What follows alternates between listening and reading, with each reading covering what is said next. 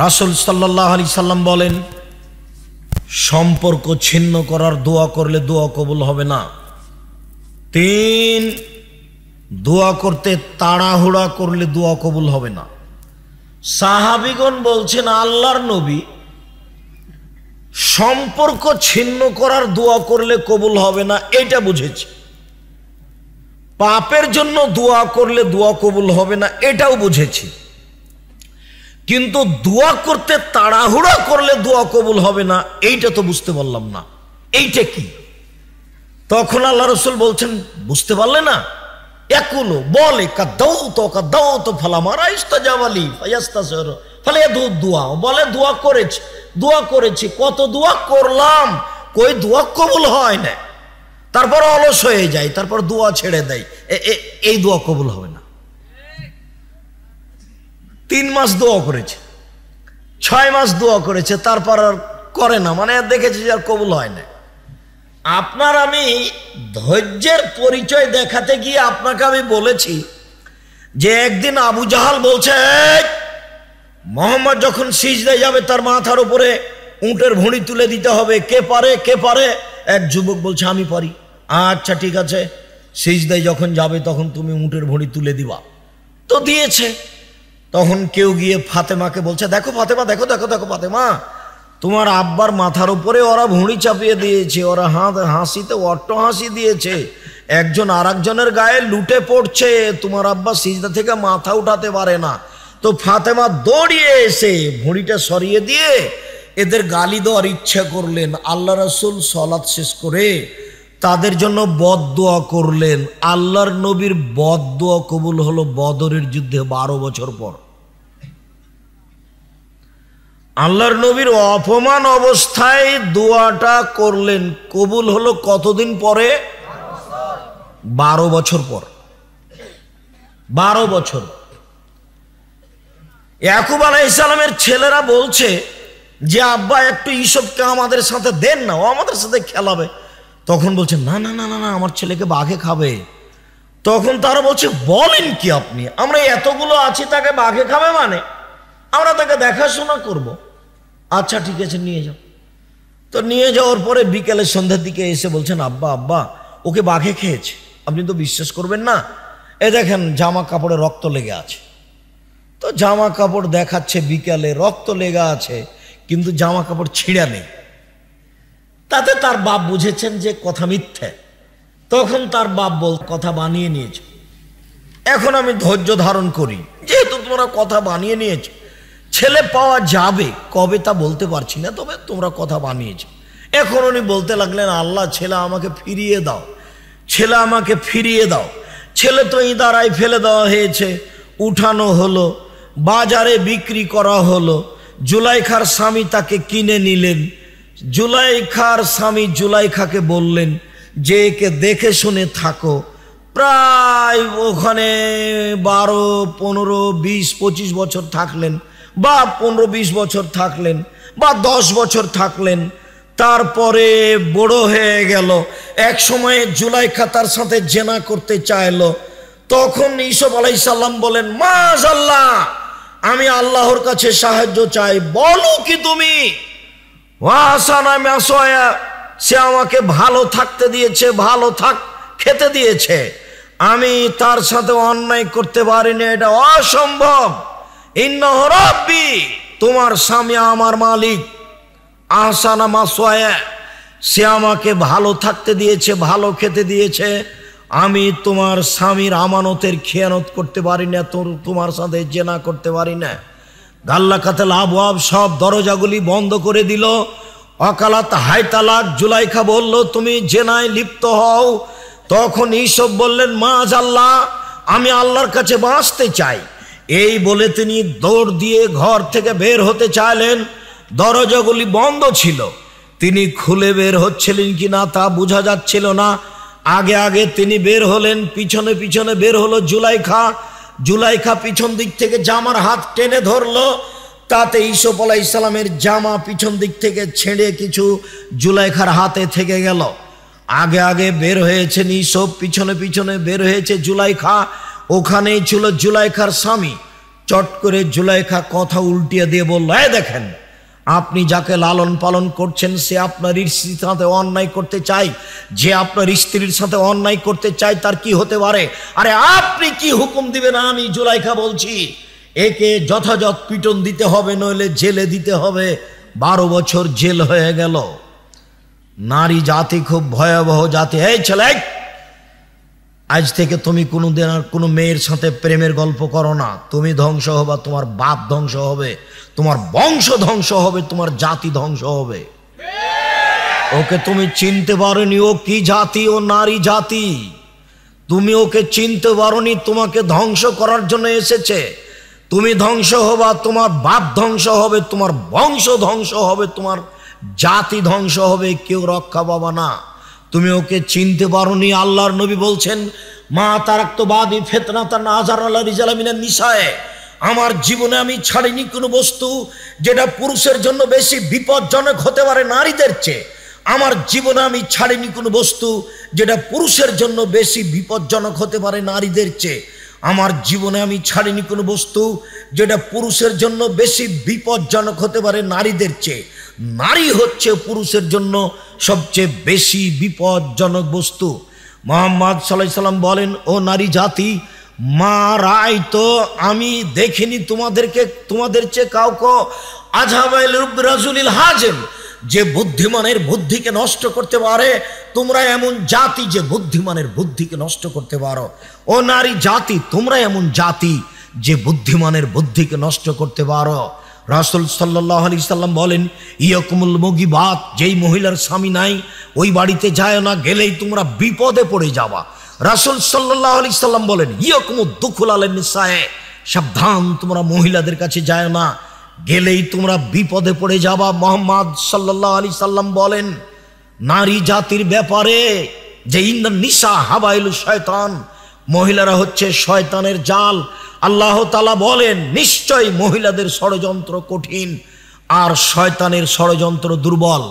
উপস্থিত বৈঠকের মুসলিম বোন, আমি আপনাকে শয়তান বলে গালি দিনি, আমি আপনাকে শয়তানের জাল বা শয়তানের চেয়ে খারাপের কথা বলিনি। আপনি সম্মানী শিক্ষিতা মহিলা, আপনাকে আমি আয়েশার মতো মনে করি, খাদিজার মতো মনে করি। আপনাকে অপমান খাটো করবো এটা আমি আদৌ চাইনি। আমি আপনাকে খাটো করব কেন? আপনাকে আমি খাদিজা আয়েশার মতো মনে করি। আসলে বলতে চাচ্ছি, ওই যে আপনার পাশে বসে, ওই যে দেখেন এখনো মাথায় কাপড় নাই, ক্লাস 10-এ পড়ে, এই হলো শয়তান। এটাই শয়তান, এটাই। এর বাপ অশিক্ষিত, এর মা অশিক্ষিত, এর বংশ অশিক্ষিত, এর বাপ অশিক্ষিত, এর মা অশিক্ষিত। জন্ম দিতে পারলেই বাপ হওয়া যায় না, ক্ষমতার নাম বাপ। প্রসাব করাতে পারলেই মা হওয়া যায় না, ক্ষমতার নাম মা। জন্ম দিতে পারলে বাপ হওয়া যায় না, ক্ষমতার নাম বাপ। প্রসাব করাতে পারলেই মা হওয়া যায় না, নীতির নাম মা। এই মেয়ে, তোমার বাপ নেই, তোমার মাথায় কাপড় নেই কেন? তোমার মাথায় কাপড় নেই কেন? কি দেখাতে চেয়েছো তুমি আমাকে? কি বলতে চাও তুমি আমাকে? কি বলতে চাও? তোমার বাপ তো একজন কাপুরুষ মানুষ, কিছু বলতে পারে না। তুমি কি মনে করো আমি তোমাকে ছাড় দিয়ে কথা বলবো? তুমি এটা হিসাব কি পেয়েছো? তুমি একজন মুসলমানের মেয়ে, তোমার বাপ মুসলমান, তোমার মা মুসলমান, তোমার বংশ মুসলমান। তুমি মাথায় কাপড় না দিয়ে চলো কি করে?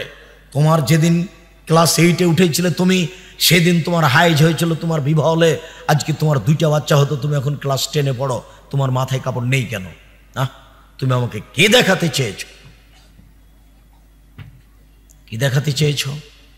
মা হলে 4টে জিনিস লাগে, মার জন্য 4টে জিনিস লাগে। জাবেরের ভাষাতে বোঝা যাচ্ছে। জাবের রাদিয়াল্লাহু তাআলা আনহু বলছেন, আমি তালাকপ্রাপ্ত মেয়ে বিবাহ করেছি, আমি কুমারী মেয়ে বিবাহ করিনি। এক, লে তুআদ্দিবাহুন্না, আমার স্ত্রী যেন আমার বোনদের শিষ্টাচার দিতে পারে। এই ছেলে, তোমার মা এখন বসে আছে ছোট ব্লাউজ পরে। আব্দুর রাজ্জাক সাহেব, আমার মাকে দিয়ে আমাকে বলেন কেন? তোমাকে আর তোমার মাকে লজ্জা দেওয়ার জন্য, বেশি কষ্ট পাও যেন, এই জন্য। জাবের বলছেন আল্লাহর নবীকে যে আমি আমার বোনদের বয়সের মেয়েকে আমি বিবাহ করিনি, বেশি বয়সের তালাকপ্রাপ্ত মেয়ে বিবাহ করেছি 4টা কারণে। এক, আমার বউ যেন আমার বোনদেরকে শিষ্টাচার দিতে পারে। বলো তোমার মা তোমাদেরকে কি শিষ্টাচার দিয়েছে, বলো কি শিষ্টাচার দিয়েছে। 2 অলে তুয়াল্লে মাহুন্না, আমার বউ যেন আমার বোনদেরকে শিখিয়ে দিতে পারে। 3 অলে তুরাজ্জেলা হন্না, আমার বউ যেন আমার বোনদের মাথার চুল চিরুনি করে দিতে পারে। 4 অলা তাকুমা আলাইহিন্না, আমার বউ যেন আমার বোনদের উপরে সবসময় প্রস্তুত থাকতে পারে, পাহারাদার। একটা মা হচ্ছে ছেলে মেয়ের উপরে পাহারাদার। আমি বলিনি, এই কথা মুহাম্মদ সাল্লাল্লাহু আলাইহি সাল্লাম বলেন। একটা মা ছেলে মেয়েদের উপরে পাহারাদার। সম্মানিত দিনী ভাই বোন, আপনাকে আমি আপনার দোয়া প্রার্থনা কবুল হওয়ার জন্য খুব গুরুত্বপূর্ণ কয়েকটা সময় উল্লেখ করছি। এক খেয়ালে চেয়ে থাকবেন। আপনি তো দোয়া প্রার্থনা করতে চাচ্ছেন, হাত তুলে দোয়া করুন। আপনি দোয়া করবেন কখন, এই ব্যাপারে একটু খেয়াল করুন। উপস্থিত বৈঠকের মুসলিম বোন, ব্যস্ত হয়ে পড়েন না, আপনাকে আমি কষ্ট দিতে চাইনি। এক খেয়াল আপনি চেয়ে থাকুন, আপনার দোয়া কবুল হবে কখন, আপনি কখন দোয়া করবেন। উবাদা ইবনে সামিত রাদিয়াল্লাহু তাআলা আনহু বলেন, রাসূল সাল্লাল্লাহু আলাইহি সাল্লাম বলেছেন, মান তারা মিনাল লাইলে, কেউ যদি শেষ রাতে উঠে, কেউ যদি শেষ রাতে উঠে, সুম্মা কালা, তারপরে বলে, লা ইলাহা ইল্লাল্লাহু ওয়াহদাহু লা শারীকা লাহু লাহুল মুলকু ওয়া লাহুল হামদু ওয়া হুয়া আলা কুল্লি শাইইন কাদির ওয়া সুবহানাল্লাহি ওয়া আলহামদুলিল্লাহি ওয়া লা ইলাহা ইল্লাল্লাহু আল্লাহু আকবার ওয়া লা হাওলা ওয়া লা কুওয়াতা ইল্লা বিল্লাহ সুম্মা দাউস্তু জিবা, এরপরে যদি দোয়া করে তাহলে দোয়া কবুল হবে। হাদিস বুখারী মুসলিম। বুঝা গেল না?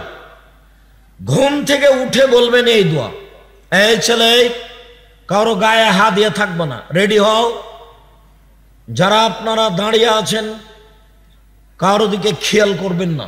আবার বলছি, ঘুম থেকে উঠে কি বলবেন? সিরিয়াল মনে রাখবেন, 5-6টা নীতি পেশ করছি, খুব তাড়াতাড়ি পেশ করছি। 1, ঘুম থেকে উঠে বলবেন, লা ইলাহা ইল্লাল্লাহু ওয়াহদাহু লা শারীকা লাহু লাহুল মুলকু ওয়া লাহুল হামদু ওয়া হুয়া আলা কুল্লি শাইইন কাদির ওয়া সুবহানাল্লাহি ওয়া আলহামদুলিল্লাহি ওয়া লা ইলাহা ইল্লাল্লাহু আল্লাহু আকবার ওয়া লা হাওলা ওয়া লা কুওয়াতা ইল্লা বিল্লাহ। এখন যে দোয়া করবেন সেটাই কবুল হবে, যেটাই করবেন সেটাই কবুল হবে। বুঝা গেল না মনে হয়? 1, 2, উসমান ইবনে আবিল আস রাদিয়াল্লাহু তাআলা আনহু বলেন, রাসূল সাল্লাল্লাহু আলাইহি সাল্লাম বলেছেন, ফতিহাত আবওয়াবু সামায়ে নিসফাল লাইলে, রাত যখন অর্ধেক হয় তখন আকাশের সব দরজা খুলে দেওয়া হয়। রাত যখন অর্ধেক হয় তখন আকাশের সব দরজা খুলে দেওয়া হয়।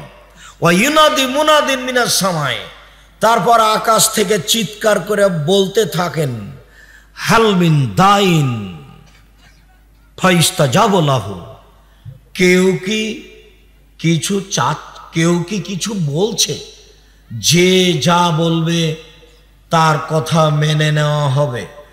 কেউ কি কিছু বলছে, ওপর থেকে চিৎকার করে বলছেন রাত 12টার পরে, কেউ কি কিছু বলছে, যা বলছে সেটাই মেনে নেওয়া হবে।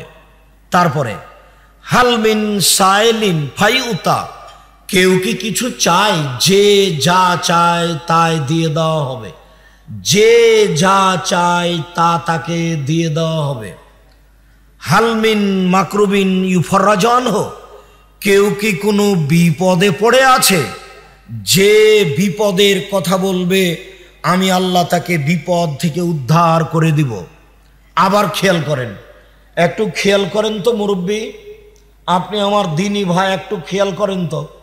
আপনি রাত 12টা থেকে নিয়ে ভোর পর্যন্ত সময়ে যে কোনো সময় উঠে যদি আপনি কিছু বলেন সেটা আল্লাহ কবুল করবেন।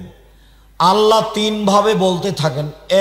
1, কেউ কি কিছু বলছে, বললে আমি মেনে নিব। 2, কেউ কি কিছু চাচ্ছে, চাইলে আমি দিয়ে দিব। 3, কেউ কি বিপদে পড়ে আছে, বিপদে পড়ে আমাকে বললে আমি বিপদ থেকে উদ্ধার করে দিব। বলেন তো এই সময়টা কখন? রাত 12টার পরে। আনাস রাদিয়াল্লাহু তাআলা আনহু বলেন, রাসূল সাল্লাল্লাহু আলাইহি ওয়াসাল্লাম বলেছেন, এজা নুদিয়া লিসসালাতে ফতিহাতা বুবু সময় উস্তুজিবাদ দুআ। যখনই আজান দেওয়া হয় তখন আকাশের সব দরজা খুলে দেওয়া হয়। আজান দেওয়ার সাথে সাথে সব দরজা খুলে গেছে। এখন যা বলা হবে সেটাই গ্রহণ করা হবে, যা বলা হবে সেটাই গ্রহণ করা হবে। একজন সাহাবী বলছেন, আল্লাহর নবী, ইন্নাল মুয়াজ্জিনিনা ইয়াফজুলুনানা, যারা আজান দিচ্ছে তারাই তো সব নেকি লুটে নিল, তো আমাদের কি হবে? আল্লাহর নবী, যারা আজান দিচ্ছে তারাই তো সব নেকি লুটে নিল, তো আমরা কি পাবো? তখন আল্লাহ রাসূল বলছেন, এই শোনো, কুল মা ইয়াকুলুল মুয়াজ্জিন, মুয়াজ্জিন যা বলে তুমি তা বলতে থাকো, মুয়াজ্জিন যা বলে তুমি তা বলতে থাকো। আজান যখন শেষ হয়ে যাবে, ফাইজান তাহাইতা, যখন আজান শেষ হবে, সাল তুতা, এখন চাও যা চাইবে তাই দেওয়া হবে, চাও যা চাইবে তাই দেওয়া হবে। তাহলে আজানের পরে দোয়া কবুল হয়। রাসূল সাল্লাল্লাহু আলাইহি সাল্লাম বলেন, লা ইউরাদ্দু দুআ বাইনাল আযান ওয়াল ইকামা, আজান একামাতের মাঝে দোয়া ফেরত দেওয়া হয় না, আজান একামাতের মাঝে দোয়া ফেরত দেওয়া হয় না, আজান একামাতের মাঝে দোয়া ফেরত দেওয়া হয় না। আজান একামাতের মাঝে যেটা বলবেন সেটাই কবুল হবে। আন্না রাজুলান আন্না রাসূলুল্লাহ সাল্লাল্লাহু আলাইহি ওয়াসাল্লাম সামিআ রাজুলান, আল্লাহর নবী একটা লোককে দোয়া পড়তে দেখলেন। লোকটা বলছে, আল্লাহুম্মা ইন্না নাসআলুকা বিআন্নাকা আনতাল্লাহ লা ইলাহা ইল্লা আনতাল আহাদুস সামাদুল্লাযী লাম ইয়ালিদ ওয়া লাম ইউলাদ ওয়া লাম ইয়াকুল লাহু কুফুয়ান আহাদ। এই পর্যন্ত পড়তেই আল্লাহ নবী বলছেন, শোনো শোনো শোনো শোনো শোনো, দা বিসমিহিল আযম, এই লোকটা ইসমে আজম দিয়ে দোয়া করেছে, এই লোকটা ইসমে আজম দিয়ে দোয়া করেছে। এজা দোয়েবিহি আজাবা, এই দিয়ে যদি দোয়া করা হয় তাহলে তা কবুল হবে। ওয়েজা সোয়েলাবিহি আতা, এই দোয়া দিয়ে যদি কিছু চাওয়া হয়, যা চাইবে তাই দেওয়া হবে। এই ছেলে, একটু থামো, আমরা আলোচনার শেষের দিকে চলে এসেছি। আর দুইটা হাদিস আছে, এইটা একটা আর পরে আর একটা বলছি। উপস্থিত বৈঠকের মুসলিম বোন, দেখেন তো এই কথাটা আপনি মনে রাখতে পারেন কিনা। যখনই আপনি 2 রাকাত সালাত আদায় করে দোয়া করতে যাবেন, দোয়া করার পূর্বে আপনি হাত তুলে প্রথমে বলবেন সূরা ফাতিহা। হাত তুলে কোনটা বলবেন? প্রথমে সূরা ফাতিহা, অথবা বলবেন আলহামদুলিল্লাহি রাব্বিল আলামিন আর রহমানির রহিম মালিক ইয়াউমিদ্দিন, এই পর্যন্ত। এরপরে আপনি বলবেন আল্লাহুম্মা ইন্না নাসআলুকা বিআন্নাকা আনতাল্লাহ লা ইলাহা ইল্লা আনতাল আহাদুস সামাদুল্লাযী লাম ইয়ালিদ ওয়া লাম ইউলাদ ওয়া লাম ইয়াকুল লাহু কুফুয়ান আহাদ। এরপরে দুরুদে ইব্রাহিম। এরপরে আপনি আপনারটা বলবেন, কি প্রয়োজন, যেটা বলবেন সেটাই কবুল হবে, যেটা বলবেন সেটাই কবুল হবেন। আরেকটা, রাসূল সাল্লাল্লাহু আলাইহি সাল্লাম বলেন, দাওয়াত জিন্নুনে এজা দা রাব্বাহু, মাছ অলার দোয়া। যখন ইউনূস আলাইহিস সালাম মাছের পেটে দোয়া করলেন, মাছ অলার দোয়া, যখন ইউনূস আলাইহিস সালাম মাছের পেটে বললেন, তিনি বললেন লা ইলাহা ইল্লা আনতা সুবহানাকা ইন্নী কুনতু মিনাজ জালিমিন। আল্লাহ রাসূল বলছেন, যে কোনো মানুষ যে কোনো বিপদে, যে কোনো পুরুষ নারী যে কোনো বিপদে যদি এই দোয়াটা পড়ে, তাহলে যে কোনো ব্যাপারে তার দোয়া কবুল হবে। এইটা আপনি আগে বলবেন, তারপর আপনি আপনার প্রয়োজনটা বলবেন, ইনশাল্লাহ কবুল হবে, এই কথা মুহাম্মদ সাল্লাল্লাহু আলাইহি সাল্লাম বলেন। তবে সূর্য ঢোলার পরপরই, একেবারেই সূর্য ঢলে গেছে, আজান দিবে জোহরের, এই সময়ে তাড়াহুড়া করে সুন্দর করে ওযু করে 4 রাকাত সালাত আদায় করে বলবেন, জোহরের পরে যা বলবেন সেটাই কবুল হবে, যা বলবেন সেটাই কবুল হবে। তবে সাধারণত বোঝা যাচ্ছে যে রাতের 3 ভাগের 2 ভাগ পার হওয়ার পরে বললে বেশি কবুল হবে, রাতের 3 ভাগের 2 ভাগ পার হওয়ার পরে বললে বেশি কবুল হবে। রাসূল সাল্লাল্লাহু আলাইহি সাল্লাম বলছেন, ইন্না মিল লাইলি লাসাআতান, নিশ্চয় রাতে একটা সময় রয়েছে, লা ইউফিকুহা আব্দুল মুসলিম,